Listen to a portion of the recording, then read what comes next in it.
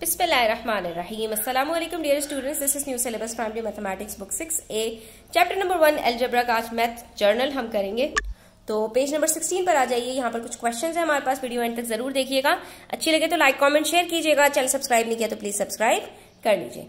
यहाँ पर हमसे कह रहे हैं is each of the following statements correct. यहाँ पर बच्चों हमारे पास कुछ स्टेटमेंट्स दी हुई हैं और हमें सिर्फ इतना बताना है कि ये सही है या गलत है, ट्रू है या फॉल्स है। 2a + 1 इज द सेम, ये जो लिखा हुआ है ना 2a + 1, ये बराबर है, सेम है एज 1 + 2a। तो बच्चों याद रखो, एडिशन की एक प्रॉपर्टी है कि 1 + 2 भी 3 होता है और 2 + 1 भी 3 होता है। ठीक है, नंबर्स को आगे पीछे कर देने से एडिशन के सम के ऊपर, आंसर के ऊपर कोई फर्क नहीं पड़ता। ठीक है, तो इसका मतलब क्या होता है, 1 + 2 = 2 + 1। चाहे आप 1 + 2 लिखो चाहे 2 + 1 लिखो, बात बराबर है।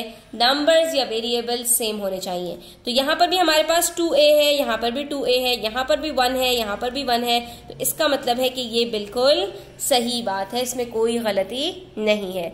इसी तरह से हमसे पूछ रहे हैं 3b + 4 is the same as 4b + 3।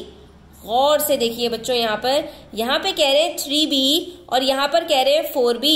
दूसरी तरफ यहाँ पर कांस्टेंट 3 है, यहाँ पर कांस्टेंट 4 है, यहाँ पर 3 है। तो ये बिल्कुल भी सही नहीं है। क्यों? क्योंकि अगर b की वैल्यू मैं यहाँ पर लेती हूँ फॉर एग्जाम्पल 5, ठीक है, मैंने b ले लिया कि फॉर एग्जाम्पल b जो हमारे पास यहाँ पर है ये 5 के बराबर है। तो जरा इसको सॉल्व करके देखते हैं। 3b की जगह पर हमने रखा 5 + 4, 3 5s are 15 + 4 आंसर क्या आता है बच्चों, 19। लेकिन यहाँ पर जब मैं 4b रखती हूँ 5 इसकी जगह पर +3, तो क्या आंसर आता है, 4 5s are 20 + 3 = 23। तो इसका मतलब है कि ये दोनों बराबर नहीं हो सकते। हमेशा सेम वैल्यूज होंगी वेरिएबल्स के अंदर, तब ही जो एडिशन है सम हमारा आगे पीछे करने से सेम आएगा। इसी तरह से कह रहे हैं c × c is the same as 2c।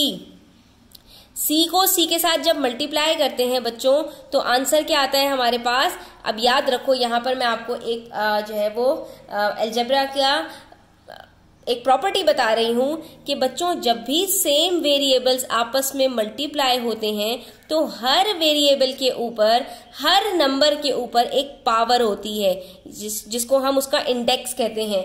तो अभी जब कोई पावर लिखी हुई नजर नहीं आती बच्चों तो उसके ऊपर पावर 1 होती है, और जब दो वेरिएबल्स मल्टीप्लाई होते हैं तो उनकी जो पावर्स होती हैं वो ऐड हो जाती हैं। ठीक है, ये इंडेक्स का रूल है।